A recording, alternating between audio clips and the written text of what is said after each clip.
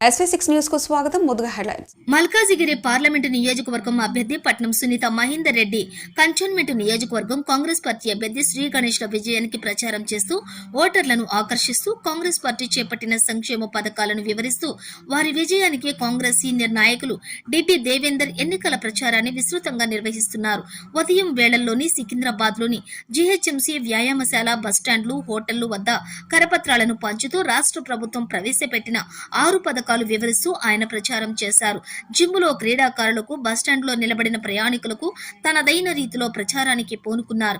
ఈ సందర్భంగా ఆయన మాట్లాడుతూ ముఖ్యమంత్రి రేవంత్ రెడ్డి చేపట్టిన సంక్షేమ పథకాలు బడుగు బలహీన వర్గాల అభివృద్ధికి తోడ్పడతాయన్నారు.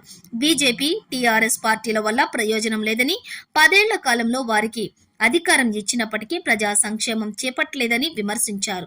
తప్పనిసరిగా కాంగ్రెస్ పార్టీ అభ్యర్థులైన శ్రీ గణేష్ కు, మల్కాజిగిరి అభ్యర్థి పట్నం సునీత మహేందర్ రెడ్డికి ఓట్లు వేసి గెలిపించాలని సూచించారు. ఈ ప్రచారంలో ప్రకాష్ తదితరులు ఉన్నారు.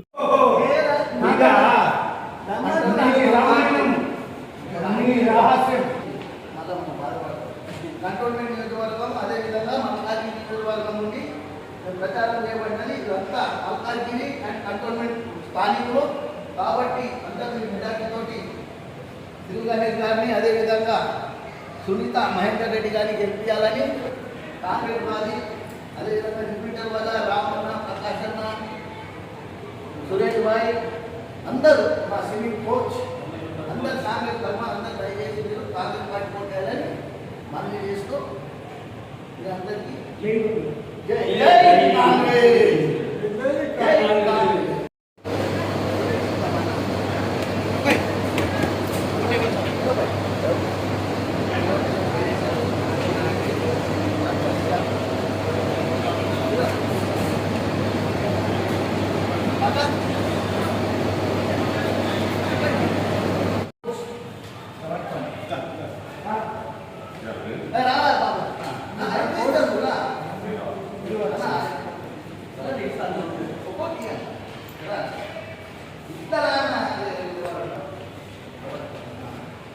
ఇలా